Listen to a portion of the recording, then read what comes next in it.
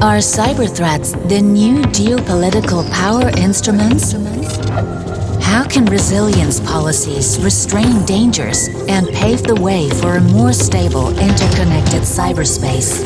How can Latin America, the Caribbean, and Europe cooperate more closely to strengthen cybersecurity resilience? And which role can measures like interregional risk assessment, adaptation, information sharing, and coordination play? Building resilience in cybersecurity. Thank you, Mariana, and welcome everyone for joining us at the panel talk on building resilience in cybersecurity at the Future Affairs event on decoupling the internet. I'm very pleased to be moderating this discussion today, and I would like to welcome also all the ministers who are attending this panel virtually. Today we'll be discussing global collaborations on cyber resilience and what that means in the current state of geopolitics and rivalries that threaten to decouple the internet. Now, Latin America and the Caribbean and Europe have made progress in countering global cybersecurity threats by bolstering cybersecurity resilience. And several resilience policies have provided a solid base for cybersecurity policy instruments like national cybersecurity strategies, certifications, minimum standards, transparency requirements, and global dialogues on technical standards and norms for responsible state behavior. On this panel, we managed to unite an extremely good cast of cybersecurity resilience experts from both regions to analyze policies and instruments already in place and also explore ways forward for interregional resilience collaboration in the current climate. Now, I will briefly introduce my speakers for today.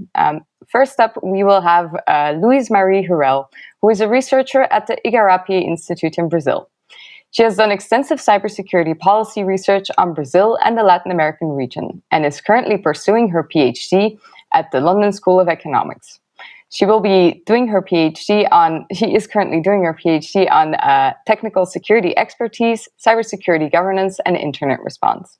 Louise Marie is also a member of the advisory board at the Global Forum of Cyber Expertise and the Carnegie Endowment Partnership for Countering Influence Operations. Next up, we will be having Agnieszka Wierzbicka from the EAS. Agnieszka is a cybersecurity expert who has worked in the Polish and German administration for over 14 years. She is currently delegated to the European External Action Service in the cybersecurity sector of the Security and Defense Policy Division. Agnieszka was also involved in the implementation process of the NIS directive, and she is the co-author of the Polish first cybersecurity strategy. After that, we will be hearing from Michelle Ribeiro. She is an InfoSec professional with more than 20 years' experience in the field and is currently the CIO of SpiritSec, a cybersecurity consultancy. Michelle has dedicated the past years to research the intersection of international security and technology after pursuing her master's degree in international studies and diplomacy at the SOAS University in London. She was selected as one of the future leaders in cybersecurity by the FP magazine and the Harvard Belfer Center Cybersecurity Project. And last but not least, we will hear from Annegret Bendiek. Annegret is a senior researcher at the SWP, the German Institute for International and Security Affairs. Annegret is the deputy head of the research division on EU-Europe at the SWP, and her current research interests include digital geopolitics, EU cyber diplomacy, EU cybersecurity law, and EU cyber defense. After we hear these speakers, you will have the opportunity to also ask some questions. So don't forget to fill in your questions at the Q&A form that is available on the website. Now, let's start off this discussion with a short statement in the theme of this panel on decoupling the internet. And I'm going to be asking a very provocative question that I would like our speakers to give a very short 2-minute max statement on what do you think will be the impact of a decoupled internet for the resilience of the internet. And I would like to hear from Louise Marie first. Thank you, Nathalie, and thank you all. It's a pleasure to be here, and I just have to say it's a pleasure to be in an all-female panel discussing cybersecurity, and so I just want to echo that. So my approach on what's the impact of a decoupled internet is really, and the point that I want to raise here is that requires obviously further scrutiny, is what decoupling actually means for developing countries. So we see several different decisions, and just think of the 5G discussion as an example. For example, the UK Ofcom saying that we need to decouple, they need to actually withdraw all of the equipments from Huawei. What does that actually mean if a developing country actually takes that decision to take out specific elements of the infrastructure in the telecom infrastructure, let's say, in these countries? What's the economic impact? And most importantly, I feel that the greatest impacts that we will yet see is the impact in terms of internet access and the societies, and how we will be able to actually foster a future of digital transformation. Thank you very much, Louise Marie, for your succinct answer, and also already posing a question that we will be treating on this panel. What exactly does it mean to decouple, and what does this impact on resilience? Agnieszka, could you give us a bit of a short statement on how you think decoupling would impact the resilience of the internet? So first of all, let me start that the title is also about the chances. So I would like underline the element included in the title of this panel, which is about the chances. And this is how we look at this topic at the European Union level. As you know, the new European Commission is very much a geopolitical commission, is very interesting in digital topics, and digital topics is one of the pillars of the future development of the EU and European Union member states. This is why those priorities also are included in the strategic documents at EU level. Last summer, we agreed to launch the EU security strategy. Upcoming days, it's coming the new EU cybersecurity strategy. There is a lot of happening in the topic of cybersecurity, and more importantly, with reference to NIS directive, most probably you heard about also discussions on the new revised version of the NIS directive, which will contribute to the enhancement of the resilience level within the EU member states, but also, and very much so, will put attention to the cooperation with also third countries. This is particularly important in light of the new cybersecurity strategy that we see the cybersecurity topic as definitely a topic for the cooperation with our partners, where we understand that cybersecurity at EU level depends on the cybersecurity level also around the world, and that we are not alone. And to have effective, but also very concrete and focused on actions, cooperation is of key importance. And to conclude my first very introductory short statement, I would like to underline the factor of trust. So such a cooperation needs to be based on trust. So it is very important to have a very clear rules and a very clear statements at the beginning, so that both sides, cooperating both sides, understand where we are, what we can expect from each other.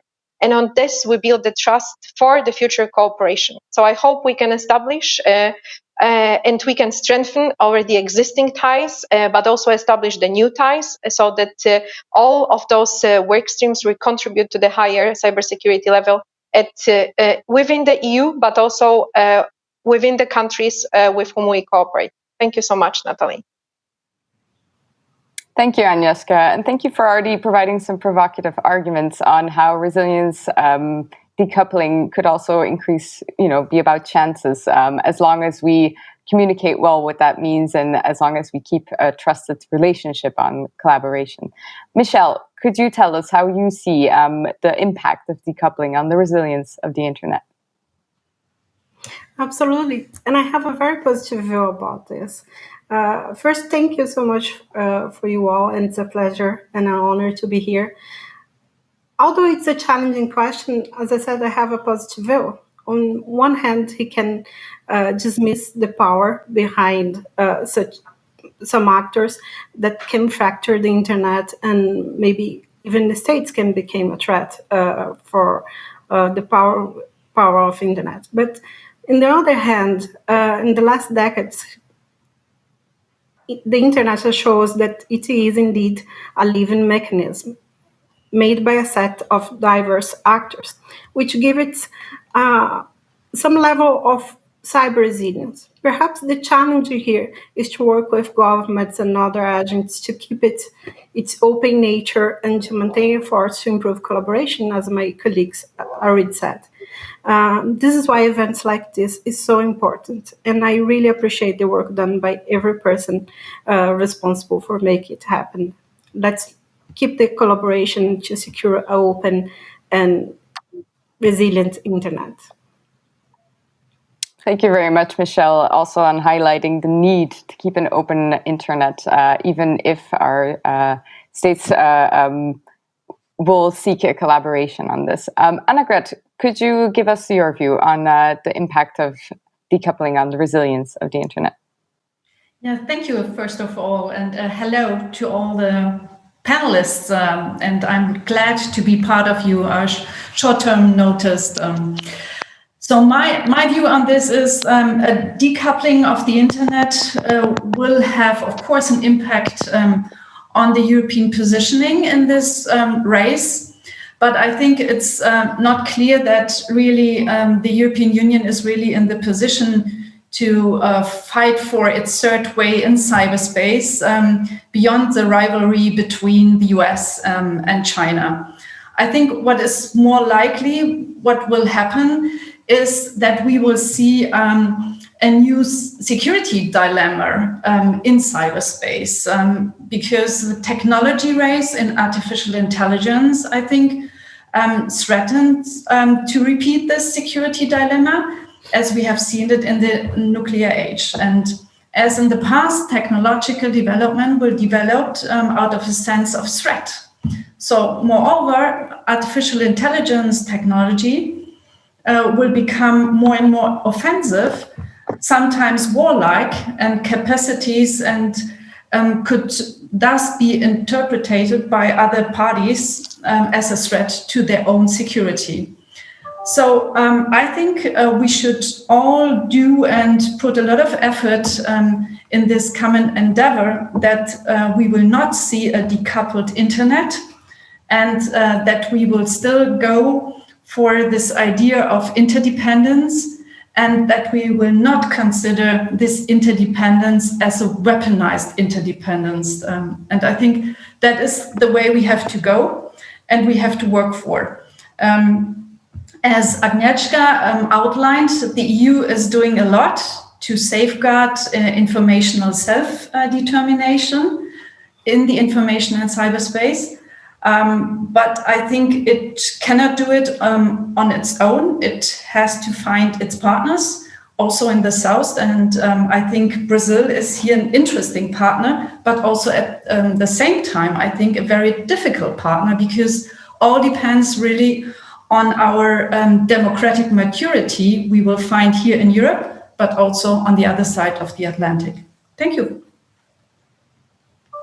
Thank you very much, Annegret. And I liked how you already highlighted that we need to keep interdependence, but that it shouldn't be weaponized. And I think this is a balancing exercise that will keep coming back into the discussion on resilience. Now, to maybe take a step back for our audience as well, I think it would be a good idea to discuss a bit what exactly resilience is. And I would like to ask Louise Marie to paint a bit of a better picture on how do we need to understand resilience compared to cybersecurity? And if you have the floor, then I would love to hear from your insights into Latin American regional cooperation on resilience, and specifically your experience with the incident response community and the non-state actor role on providing this resilience. And of course, you can also expand on your own statement on what the impact of decoupling is on this. Louise Marie. Yes, thank you very much, Nathalie. I think we're off to a great start of the conversation. I think that's the $1 million question, right? Of what's the distinction when we think about conceptually even of the distinction between cyber resilience and cybersecurity. I would actually say that both of them are different parts of the spectrum of cybersecurity governance as a whole. So in the sense, there are specific elements in each that I'd like to highlight. And when we think about cybersecurity, it usually refers to the capacity or the ability of an organization or the government to actually respond and protect specific networks and the digital environments, so digital infrastructures, interconnected infrastructures. And it's also related not only to the capacity to respond, but to the practices and tools that are implemented to secure these networks, these infrastructures and systems.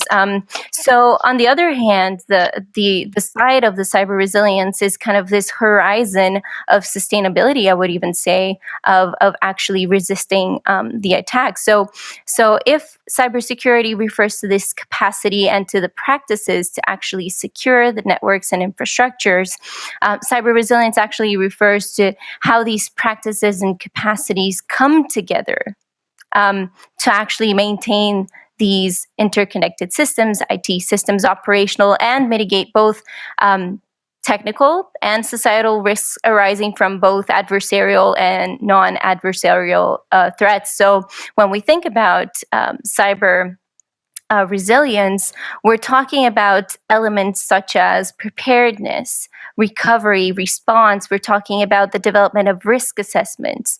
So think, for example, national cybersecurity strategies, for example, the latest one in Brazil, and the latest also cybersecurity strategy related to critical infrastructures in Brazil that was just approved this week. It talks about the necessity of establishing these risk assessments and sharing them across different government agencies. And another element is really like threat modeling. Resilience is a very interesting term. It's a term that has been kind of normalized within the cybersecurity field, especially on the private sector from the past few years. But I think it's very important because it reminds us again that security is not perfect and we do need to make a threat modeling, and that comes very much to the core of how governments and both the private sector and non-state actors really need to see cybersecurity not as something that is finite, that it's just about the practices and capacities, but it's about how do you construct a strategic horizon where you can actually maintain that level of security. So just to kind of close up really quickly on this first point about the distinctions, I really think we need to have the conceptual discussion around that. And because obviously different countries frame it in different ways. But cyber resilience has become an increasingly, as I said, a term that has been echoed and re-echoed in tech reports, and governments are taking that more seriously as part of their own strategies, and including, for example, certs as part of this cyber resilience. But I think we're using different, and governments use very interchangeably different terms such as cyber resilience, maturity, preparedness. They all kind of converse, and that is why I say it's not either cybersecurity or cyber resilience, or two different concepts. I feel they are part of a spectrum which is much larger, which is having the capacities to actually have different information sharing protocols, for example, between different government agencies. So it's about like really maintaining those practices in the long term. So as I said, establishing that horizon. And when it comes to the incident response community and thinking about how it contributes to resilience in general, and how that actually happens in Latin America, well, I could just go on and on about that. But as a person that has been researching incident response communities, what I've noticed is that in the past few years, there is an increasing attention from states in the role of incident responders as part of this national cyber resilience, as I said. And moreover, this incident response capacity has become part of an international agenda of multilateral organizations. So the ITU, for example, the International Telecommunications Union, has developed a specific documents related to that, has done capacity buildings in different countries to actually set up different certs. It has also become an important, having a CERT CERT is a computer emergency response team used interchangeably with CCERT. And so these CCERTs have also become an important indicator for national cyber capacities and maturity and cyber readiness assessments. And even more, sorry, CSIRTs and incident response more generally, the capacity of incident response has become a topic of the international cybersecurity diplomacy agenda. So incident responders, they're basically what we would call the digital fire brigades, and they play a role in this national, regional, and international panorama of maintaining resilience. But what I would say, I would just like to bring 4 points, and I'll be very, very brief with them. So the first point with regards to that and how it contributes to this, cross-cutting, multidimensional resilience framework globally in terms of cybersecurity is that first, they operate in terms of international networks of interpersonal trust. So the first CERT, for example, was established after the Morris worm in 1989. So the U.S. government just said, well, we need to have a focal point to actually respond to these incidents that are starting to become more and more frequent. So they established the CERT. And then in 1997, Brazil established its CERT. And over in the Asia-Pacific, different CERTs started to emerge as well. Today, we have a network of more or less 500 CERTs that are both from the government, national CERTs, and private CERTs that are part of a global network of over at the Forum on Incident Response Teams. So this is kind of a different kind of resilience that we're talking about here. We're talking about a resilience that is based based on the previous comments. We're talking about a different kind of trust. We're talking about this interpersonal trust that actually built an international network of people that are working to share information continually. And the second point that I'd like to make is that also, these CERTs, they have created regional and national spaces for sharing this expertise and building these relationships. So it has become institutionalized in different ways. So aside from the first, which is the Forum on Incident Response Team that I mentioned, some other good examples, and just trying to bring the EU and Latin America relationship over here, is that in Europe we have the EU CCERT network, which is coordinated by ENISA, and more even so after the Cybersecurity Act last year. And we also have the TF CERT, which is also kind of a more informal network where different CCERTs interact. Over in Asia, we have the AP CERT, and over in the Americas, we have the CCERT Americas Network, which was established by the OAS, the Organization of American States, and also the LACNIC Forum, which has been, and the LACNIC is the Network Information Center over that coordinates .lac. And the LACNIC Forum has a specific place where different CCERTs throughout the region come together to share more informally their own perspectives and practices and best practices on what they have been doing. Again, talking about CERTs as an institutional kind of model is one thing, as a prerequisite for cybersecurity resilience is one thing. But we always have to bear in mind that resilience is also kind of learned and implemented and strengthened at the national level. So the national level, the different threat landscapes, each country has to deal it with a very specific way. So CCERTs are also kind of very specific in their capacities and what they can do. And a third point I'd like to make is just that CCERTs have also been playing an increasing role, as I said, in international cyber diplomacy. On the one hand, what we see is references to the need to protect these CERTs and their capacity to respond to incidents and mitigate these threats in the United Nations Group of Governmental Experts resolutions, for example. And on the other hand, we also see a push towards the presence of these experts in negotiations such as the open-ended working group on cybersecurity over at the UN as well. So last year when there was the intersessional meeting, there were representatives from the technical community and from the CSIRT community more specifically over there. So that shows the necessity and the recognition from also policymakers and diplomats to understand that, yes, we need to have a conversation between how we see cybersecurity and how we plan our national cybersecurity strategies, for example, be it at the national or regional level, vis-a-vis the role and the practices that are already existing of these incident response communities. And the last thing that I would say is there are different, as I said, institutional arrangements over there. A CSIRT, while it is, national, for example, it is not equal across different countries. So amidst the challenging threat landscape, and depending on their institutional composition, the role of capacities among CSIRTs vary immensely. Some develop educational resources for the population. That is the case, for example, of the Brazilian CSIRT.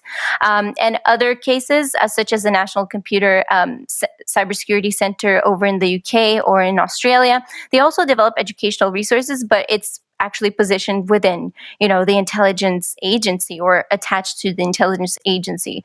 So there are different kind of ways of going about incident response over here, but I don't want to take so much time. The last thing that I would say in terms of cooperation in Latin America, which I think it's a very important point for us to have like an overarching view of what has been done and what's being done among different countries in the region, is while one might argue that cybersecurity came in late in global and regional agendas, diplomatic agendas, that is not necessarily the case in Latin America. In 2003, for example, the United Nations passed their resolution on global cybersecurity, and in 2004, 1 year later, the OAS member states adopted a similar resolution that called for the establishment of a comprehensive inter-American strategy to combat threats to cybersecurity and create a multidimensional and multidisciplinary approach to a culture of cybersecurity. So we see these kind of alignments, these moments of international alignment where, the region is responding to kind of the global and vice versa. And what we've seen recently is that they've been playing a very important role, or being an important place for these kinds of conversations. In 2017, for example, the OAS member states established within CISTE their first CBM's working group. So they actually agreed in the past 2 years in 4 confidence building measures focused on cybersecurity. And that consists, for example, in establishing points of contact where they can actually share this information that is coming, let's say, from the CERT or from different parts of the government, and actually share that regionally if they're facing a similar challenge, so in order to actually build this trust. And I think these kinds of measures, CBMs, they are absolutely fundamental for thinking this strategic horizon of cyber resilience in the region. And also, the OAS has doing a lot of cyber capacity building in different countries. So think about the Cybersecurity Women Challenge. They have organized the Cybersecurity Symposium, bringing and networking different people from across the region. And I think this interpersonal trust also goes for that level. And knowing who to call when you have a problem, I think that's something that is often left unsaid. But that is what happens when you have a cyber attack. You need to know who you're calling within the government and outside the government. So these spaces are absolutely fundamental for bringing this kind of resilience in that particular form. And obviously, it has also hosted last year the UNGGE regional consultations, which I think it's also a very good best practice for a process that is, it's the first committee, so it's state-led and state-centric, but you did have organizations from both Europe and from Latin America there actually discussing and being part of different conversations in the room. So I think that's a good kind of example. And obviously, it's not just contained to the OAS, and I'll close with my last point, which is over in the Mercosur, for example, as an as a result of this Snowden revelations, the Mercosur established their meeting of data protection and information security authorities, which has been consistently meeting since 2014 with the purpose of strengthening privacy and data protection in the region. So I'll just end with that, and let's continue the conversation. Thanks very much, Louise Marie, for a very broad view and also for taking us into understanding these concepts of cyber resilience in the broader cybersecurity context. I really liked your point on the need for constructing a strategic horizon. I think it was also good to get that perspective from incident responders as they are still seen as non-state actors, but they have such a broader role to play in protecting national security and protecting citizens. I think it's useful to go from this perspective to a more national, regional perspective in the EU. And you mentioned a few points already on the CSIRT cooperation group, but I would like to hear from Agnieszka a bit of a more policy-oriented perspective. How does European policy actually contribute to cyber resilience? Can you paint me a bit of a broader perspective on this topic? And then while you have the floor, I think it would also be interesting to see where you think the EU's cooperation with Latin America on resilience is going, and especially in the framework of a global cyber resilience framework. And if you still have some time, it would be interesting to get a bit of a view on this question of the interdependence versus the weaponizing interdependence, how the EU would need to see this type of balance. Agnieszka.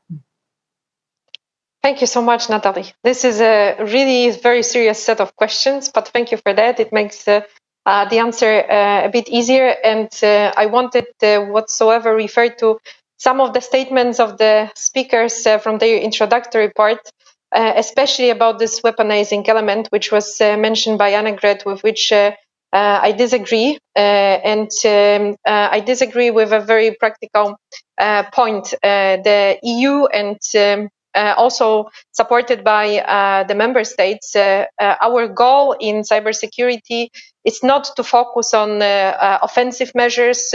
We first of all think about the resilience as preventing the possibility of any conflict. So that is why the EU since years support the framework for preventing any conflict of cyberspace, of building the responsible state behavior in cyberspace. That is why we also are very much engaged in the work of OSCE on confidence building measures. It was mentioned a lot of work done by OES, Organization of American States, and we contribute to the development of confidence building measures and of their practical implementations via OEC. And I would like to underline this work because it's really very important. Such a very simple, maybe measure that establishing what Louise Marie was mentioning, the points of contact, is of crucial importance. And without this, the cooperation does not exist. But also the elements that for incident responder are of crucial importance, like preparedness, recovery, response. For all of them, the element that I mentioned at the very beginning plays a very important role, which is trust. This cooperation and the level of cooperation, the deepness of the amount of information that they share, everything depends on the trust between the members of the community. And this is not without the reason, because of course, the more you cooperate with the partners, the better trust level you can build between each other. And also, I not without the reason mentioned the NIS directive, and it comes back also in the other speaker statements, because NIS directive, Network and Security Information Directive, which was agreed in 2016, is still under implementation in the member states. I mean about the practical side, because if it comes to the laws implementing the directive, they already are in place. But one side is the legislation, the other side is the practical implementation of the provisions which are included in NIS directive. And taking into account this work, this practical implementations, this is the reason why the member states, together with the Commission, decided to also invest the time and will invest it over the next months to negotiate the revision of the directive, because we want to have a response to the threats, to the incident as up to date as possible, and also to strengthen the cooperation between the different work streams within the EU and within the EU member states. This is why we are discussing, maybe some of you have heard it, a concept of joint cyber unit, which could be a platform of cooperation of different work streams, and which could help facilitate and strengthen information sharing and threat analysis in the future. But in my statement, I would like to also very much underline that the way how we perceive the future of cybersecurity is we are putting the glasses of multilateralism. So we very much see the cooperation with the partners as a key element. It's not the EU is self-sufficient. We are not an island, and we understand this. And this is why building partnerships, strategic partnerships, this is what I mentioned in the beginning, and those partnerships need to be based on a very concrete actions, not just, it's not about talking, it's about action. So we have quite very advanced discussions with some of the Latin American countries. With Brazil, for example, there is established framework of cooperation, which is EU-Brazil Cyber Dialogue. We do not have it with all Latin American countries. Brazil is the one with which we have it, but who knows, maybe in future we can have more Latin American countries on board. I know about a lot of job being done on, for example, in Chile, which is which is one of the champions in the region, and also takes care about the countries in the region. This is very important because our goal is not only to have one champion in a region. We have to have all of us at as much as possible at the very similar level if it comes to the maturity, so that the reactions to any incident, to any malicious activities can be at the same level. Of course, everything needs time, and for that we are investing in capacity building programs because we do not leave our partners alone. Our goal is to support the partners because we understand that their security contributes to our security. This is how we see this approach. And to different communities. Cybersecurity does not happen by miracle. It is a cooperation of people, and people from different communities, from business, from government, from academia, from civil society. So all those groups have to be on board so that we have a chance to build really long-standing resilience. Because as I said, it's not about the legislation, it's about the people. And if you invest in people, if you invest in education, cybersecurity education, if you invest also in participation, and I would like to underline our today's panel in women participation in cyber, that brings and that contributes to resilience. So this is why we very much also in the new gender agenda put the attention on the participation of women in digital, in ICT. And maybe I will stop at this point so that I do not talk too much and we have a little bit more time for also exchanges with the others. Thank you, Nathalie.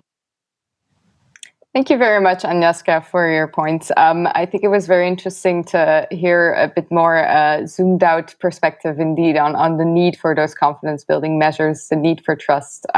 And thanks also for giving some very concrete examples of EU action in Latin America and partnerships. And I fully agree on the need for diversity, because only with diversity can we adapt properly to any incoming threats. Now, on the implementation of actions, I'm very curious to hear from Michelle, as you could bring us a bit more of a tech sector perspective. And as I understood correctly, you also have a case study from Fintech diplomacy to show us how resilience collaborations work and how information sharing and risk assessment is being done. So, Michelle, by all means, have the floor. Thank you, Nathalie. And it's a very good moment to talk on Agnieszka brought the role of private actors to construct this build between distrust between our countries. It's my belief. First, I have to apologize because my English is not so sharp as it used to be when I lived in London. So I have prepared a written statement. It's my belief that he now should look to the future and improve states' cyber resilience to face the next frontier of our common digital vulnerability, our financial sector, especially now that the sector is living a revolution caused by Fintech and open bank. Well, right after the end of the Cold War, Mary Kaldor brought us the concept of new wars, conflicts fought by new actors with new goals that are not entirely or directly political, financed by destruction of resources such as oil and gas, using fear as a method to dominate the population. As you can now imagine, data is the new digital gold. It's true that most of the malicious activity made inside the Latin America continent is conducted by non-state actors in the form of cybercrime. Nonetheless, it's important to keep in mind that the internet has no boundaries. So back to Kaldor analogy of new wars. As a state-sponsored threats in Eastern European and Africa countries in the 80s and 90s, criminals can use international actors and environments to finance their political activity. So this is why it's so important to construct the cyber resilience of the financial sector all around the world. It's not impossible to have an attack on the Brazilian financial system, for example, to finance conflict on other sides of the world. In recent years, the digital transformation process experienced by financial institutions has been noticeable, culminating in the evolution of financial services, which are increasingly digital. This digital dependence and interaction between systems and processes bring vulnerabilities to the financial stability, since the risk of failures of cyber attacks on this process can have systematic proportions. Although this is never really catastrophic, these events create direct and indirect costs for banks, and this really imposes on financial institutions and the need to mitigate risks. Well, the Latin America banking sector is relatively strong and profitable compared to the rest of the world. During the 2008 recession, Latin American economies were surprisingly resilient, growing around 3.8% in 2010 after a mere 2% contraction in 2009. Nonetheless, until 2006, less than half of the population of Latin America had access to a bank account or debit credit. Even fewer people had access to credit. In a region where micro, small, and medium enterprises make up to 90% of the private sector, financial inclusion for individuals and small business continues to be a significant challenge for economic development. To improve this scenario, Latin America is living a fintech revolution, with recent improvements in access to internet and technology driving this boom. The total volume of fintechs in Brazil grew almost 30% in the last year, according to the last edition of the Radar Fintech. While there has been considerable advances in financial technology in Latin America in the past 5 years, regulations regarding cyber resilience must be continued to improve. Considering Brazil in normative terms, security issues in the national finance systems are treated within the set regulations that now equation cyber risks to operational risks. But in this yearly annual report, the Brazilian Central Bank stated that there is a considerable margin to improve regarding the NIST framework functions, especially identification, detection, and answer to threats. Particularly in the level of outsourcing of information security services is significant, considering all the functions provided for the niche. Brazil has a highly number of outsourced service for the financial system. So not all data is inside the financial institution. Most of this is outsourced, what brings its own set of challenges. This is especially important with the arrival of Open Bank, a financial technology that allows the use of open APIs that enables banks and fintechs to build applications and serves to exchange data. Open Bank, of course, comes with its own set of cybersecurity challenges, and to reduce them, most of the organizations are looking to work with biometrics, which by its own has also a set of disadvantages regarding cyber resilience. The European Union created the Payment Service Directive 2 to regulate Open Bank. And in April 2009, the Central Bank of Brazil also approved its own Open Bank regulation, but it will be implemented gradually from November of this year to October of the next year. So there is a gap of 3 years between the two regulations. This brings us to EU instruments to improve collaboration. I really believe that here we have to work on fintech diplomacy, as we had cybersecurity diplomacy and data protection collaboration between the two continents. Now it's time for fintech diplomacy to improve financial service resilience as our next common goal. It's my understanding that he has to work more than the state level diplomacy. He have already initiatives such as the Cyber Lexicon and the Brazil Committee Operational Resilience Group, but he have to work on regional and non-governmental organization level. The British government already began to promote the country financial technology in African and Asian markets, for example. The same can be said of China. According to the IMF working paper, Fintech in Europe, Promises and Threats, 4 of the top 10 fintech companies in the world are from the People's Republic. And the fintech is at the heart of the digital Silk Road diplomacy in the Southeast Asia.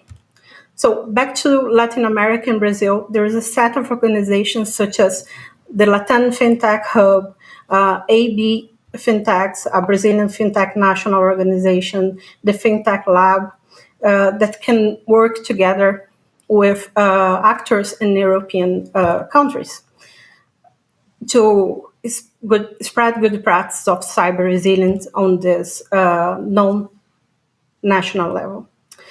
As you could see, there is a lot of work to be done in the financial sector, especially on the fintech sector. And I believe we are just beginning this collaboration. To invest in financial cyber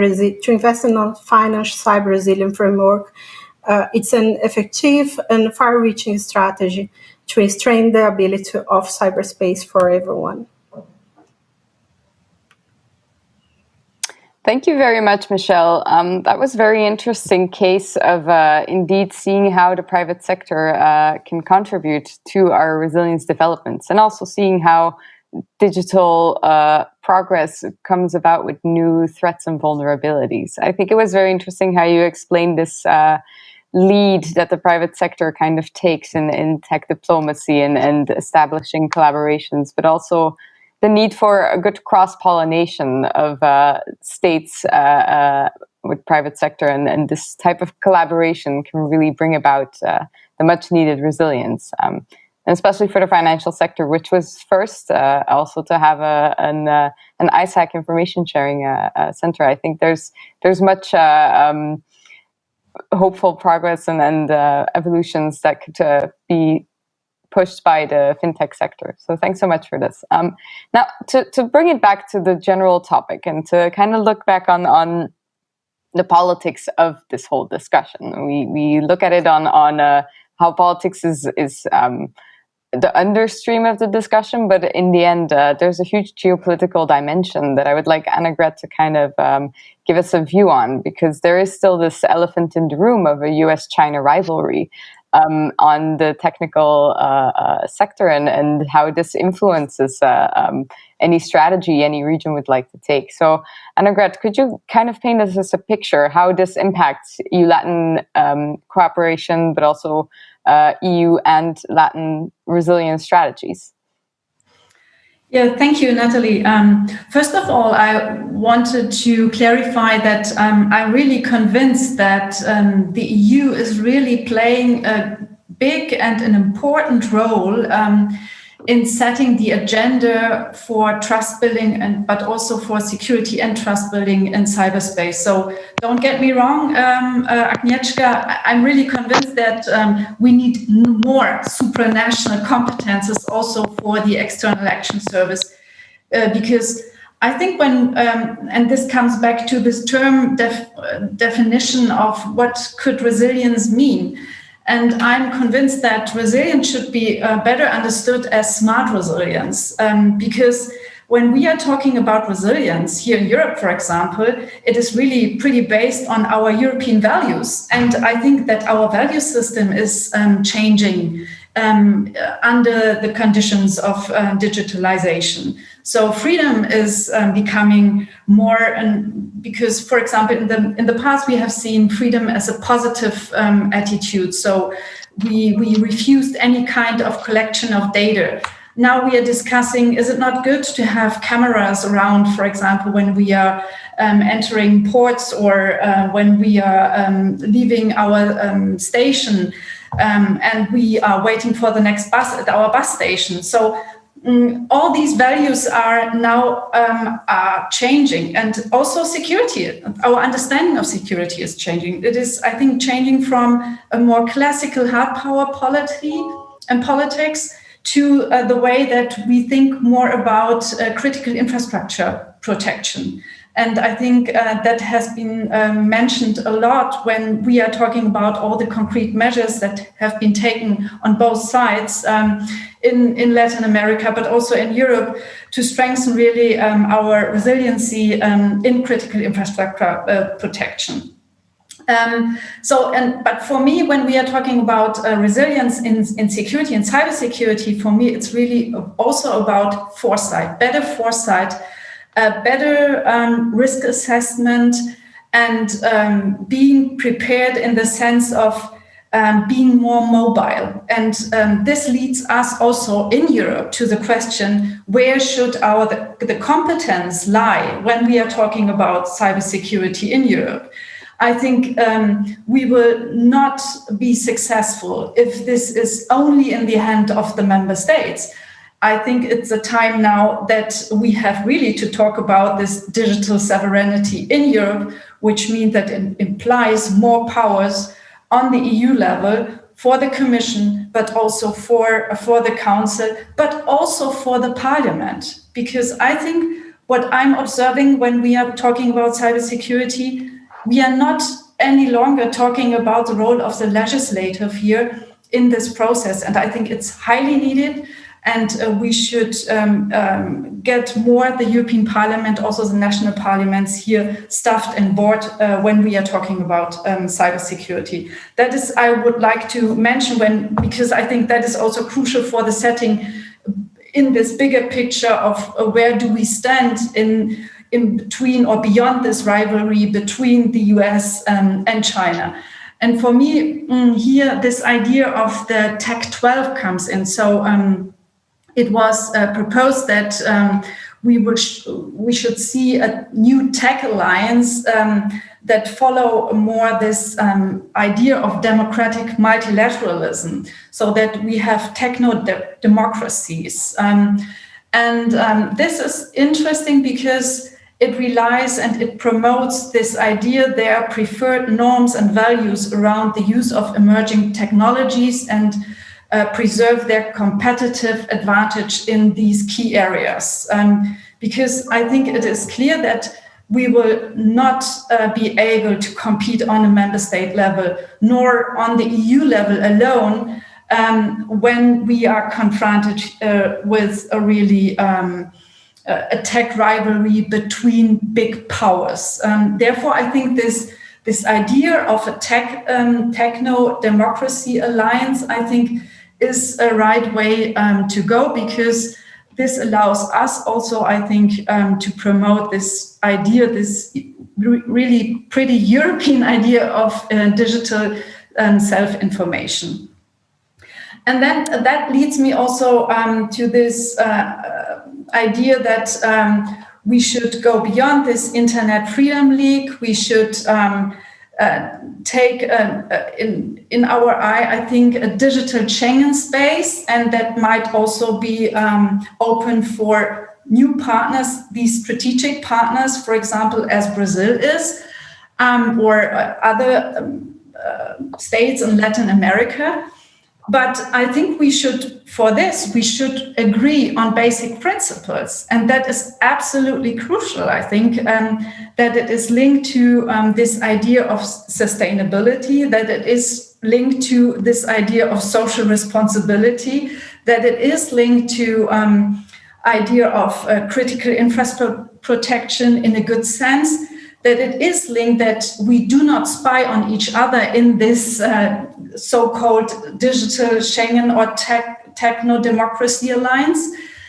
Because otherwise, if we do not have this confidence building and cooperation promoting measures, I think we are not in the position really to compete and to tackle these challenges we are facing. That is, for me, really very, very crucial.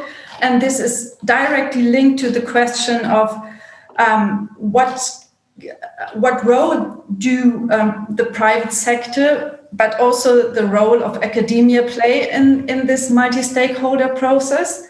I think that Milton Miller has emphasized this rightly, that there is no guarantee that the measures of increased internet censorship, for example, pursued by Russia or China through deep packet inspection or banning VPNs will not be imitated by individual European member states, for example, or by other states in Latin America. So we have to prevent this and to define this as precondition to be part of this alliance. Furthermore, I think that the current practice of multi-stakeholder governance is rightly criticized for being misused by large digital corporations as an instrument for globalizing their own interests and technical standards. So in the future, the EU will have to be equipped with more of these supranational competences so that it can pay even greater attention to ensuring that important institutions such as ICANN or the IGF or the IETF meet these requirements of inclusive participation and integrate trade unions, representatives of independent science and organized civil society. I think that is really crucial when we are talking about resilience, because resiliency is not only security, it is flanked also by other values that really strengthens this idea of digital self-information. Thank you. All right, Annegret, thank you very much. And thank you for my four panelists for your great insights. We will move on to some questions, and people can still submit any questions they have via the website, via the Q&A. And I will also kind of give Agnieszka the possibility to respond to Annegret's idea of an alliance of tech democracies and a digital Schengen space. And it boils also into a question that we received from Geraldine de Bastion, asking if data sovereignty and this whole concept of data localization and the infrastructure project of Gaia X, how you see that being a part of the European cybersecurity and resilience strategy. Agnieszka. Thank you so much, Nathalie, and I am really grateful that I am in a panel with such a great experts. Thank you so much. I am referring to Annegret much often because some of the sentences, they just evoke and pop out in my mind the different responses. That's why I am very often referring to what Annegret is saying, and I would like to underline that what is really important and what Annegret also underlined in her statement are the values. So for EU, always a condition, I don't want to actually use it in a form of condition, but what is really important for cooperation with external partners is our set of values, is our attachment to human rights and fundamental freedoms, is our rules to protect privacy, to protect personal data. We will be always putting those principles as a key elements for cooperation. And let me take the example of a 5G toolbox. If you were following the EU approach towards 5G discussion, it is a very objective approach. It does not include any subjective elements. It is based on risk assessment, and it is based on measures to fight those risks. And those measures are not only on technical nature, but they also take into account the non-technical elements, such as, for example, the treatment of and the approach towards the human rights in the country. So it shows that the EU also in its outreach to the external partners very much underlined the principles which are of key importance that I mentioned. That means privacy, data protection, and let me also refer to what Annegret said about EU third way, that EU cannot afford itself to for decoupling. We are not going into this direction. As I said, we are not an island. The third way that sometimes is defined as a third way, the EU approach, means that we, being aware of still existing weaknesses also in EU, will be investing a lot of money of building capabilities in EU, but also capabilities of our partners, so that we can be better prepared and in a more effective way react to incidents or to the threats. And I will finish at this, but would like to also refer to the work of empowering the multi-stakeholder approach. Germany is one of the country that is leading on one of the recommendations from United Nations Secretary General Guterres on digital cooperation, and Germany is in the lead for IGF, so Internet Governance Forum, and making it more effective and empower it more to allow them to work more effectively. EU very much supports this work, and this shows also to which priorities we very much are attached, which we support in practical action through practical practical doing. Then the question about geolocalization, I think it is quite clear that we do not support it. With the reference of to the project of Gaia, I'm sorry, Nathalie, you have to repeat the question because I already forgot it. It was quite long. What was the question about the Gaia?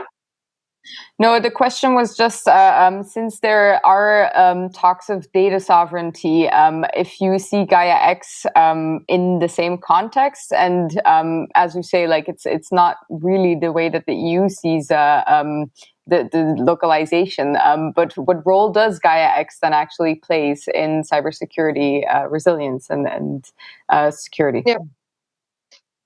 So the discussion about the use of new technologies is always in the context of the human. So for EU, always the most important will be human-centric approach and ethics.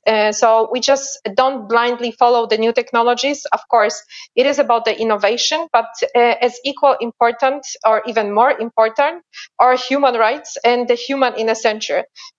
So whatever we will be developing will be always referring to this principle. And Gaia X is one of the projects to build the capabilities of EU to be able to also respond in this area, to be able to provide innovative solutions based on the principles that I mentioned. So it is part of building the technological sovereignty, autonomy, there are different terms used, but all is about building capabilities to be more effective in response, and also to help our partners to be also capable to respond. Thank you. Okay, thank you very much, Agnieszka. We've gotten a few questions that I think would be interesting to hear from Louise Marie and Michelle, because Alexandra Paulus was asking if you could maybe list 3 concrete activities, maybe less as well, that you would like to see in the next 3 years in EU-LAC collaboration. And to add to this question, I thought it was an interesting point. How can we make sure that this collaboration in itself is resilient to disruption, to geopolitical rivalries, and how can we make this collaboration more resilient and institutionalized? So I think, who would like to go first? Louise, please. Louise, if you will. Yeah, no, absolutely. I was like, okay, just one second, like the strategic future of EU-LAC cooperation. Just kidding. But what I was going to say is that, when it comes to EU-LAC collaboration, I think we already have a lot of interesting avenues that are open. And I think Agnieszka already talked about that. And one thing that I would highlight that we can further strengthen is the EU-Brazil cyber dialogue, for example. I think that is a very interesting case that was mentioned previously, but that does require, that is a best practice in terms of like building a strategic relationship between the EU and one of the countries in Latin America. I think there is space over there to kind of enhance that, not only when it comes, to the digital agenda discussions, but also like specifically focusing on cybersecurity cooperation. One example that we had last year was as part of this EU-Brazil cyber dialogues was a Track 1.5 discussion over in the Itamaraty Palace in Rio de Janeiro. And I think that is one very good example of how different experts, both state and non-state actors, come together in these forums to actually discuss very specific elements of state responsible state behavior in cyberspace, thinking about confidence building measures, thinking about how to advance in capacity building in both countries. I think there are many avenues that are not necessarily just, as I said, government and state centric, but that really can include, so how do we actually share best practices between different parts of academia in consolidating knowledge about what kinds of policies in terms of cybersecurity are being developed? For example, the EU Cyber Direct has been doing such a great job in just compiling all of that data. So how do we bring that and how do we cross-pollinate? So for example, over at Igarape, we're actually building a repository of cybersecurity policies, institutions, and legislations that have been approved in the country to actually make them more accessible. I think these are kind of like very concrete things that we can advance and that can feed into the efforts of building capacities, of building confidence, because one of the things that we're talking about here is really about this cross-pollination. So I think I wouldn't say like 3 different topics, but definitely these are kind of the things that are already there and that we can further leverage and just build on that. And I think that could go for different countries across the region. So think about, Chile, Colombia, Uruguay, which is a country that has a very interesting perspective to cybersecurity. They, for example, don't have a specific cybersecurity strategy, but they do have cybersecurity as part of their digital transformation strategy. And that is a different kind of approach to cybersecurity in a different part of the government. And these kind of positionalities create new avenues for specific dialogues, which I think are very much aligned with what the EU has been doing for the past few years. But just allow me to make one comment on the excellent remarks from Annegret with regard specifically when she talked about internet censorship, that it will not necessarily we don't have guarantees necessarily that will not be imitated by other countries that are perhaps not necessarily non-democratic, so democratic countries over here. And I think this is something that we've been seeing a lot in the the United States and China kind of disputes at the global level, specifically when we look at a project such as the Clean Network Initiative, which promises to actually take out Chinese investments and technologies from the different layers of the internet and from their IT kind of system. I think that is a very strong message, which I think if it was a non-democratic, I don't like the blunt distinctions, but like a non-democratic country actually saying that, we would be much more critical about these things. So what happens I think we're living in a moment where we're seeing these kind of very gray zones in terms of these positions and these attempts, not only in terms of concerns with data sovereignty, digital sovereignty, but also like in this case, the geopolitical aspect of cyber sovereignty. I know they're all kind of synonyms, but absolutely, when we see these kinds of things and these programs, we see very clearly that it depends a lot. Are we changing the kind of the conversation, the discourse around power, and shifting these? Who's actually doing the decoupling over here? And I think another thing, just to follow up on another comment on Müller, with regards to internet fragmentation, I think he brings a very interesting point, which he talks about the internet being unifragged. So the internet has always been unified and fragmented. So it has been fragmented at the technical level because, look at the autonomous systems and how they are actually, you need that kind of fragmentation at the technical level to make the internet resilient and actually make sure that you're not going to have downtime on a place and, just keep it going. But on the other hand, like fragmentation, when it goes to another level, such as that of let's take out a whole kind of market or just a country from our market, I think that sends a different kind of potential fragmentation or spillover effects that go way beyond what was intended. So just leave it there. Yeah, thanks very much, Louise. And this was also a question that you kind of already answered now from someone from the audience asking how cybersecurity experts should navigate in this whole discussion on freedom of speech and this balkanization. And I think it's a difficult space to navigate. And I think that what you mentioned, the keeping this internet in the way that it functions optimally, unifragged, as resilient as possible, but also open to a certain flexibility is key to this. Michelle, I don't know if you still wanted to add something on this question of potential EU lack collaboration and priorities, or maybe if you have any ideas on how we can make the collaboration itself resilient from a tech perspective as well. Sure, absolutely.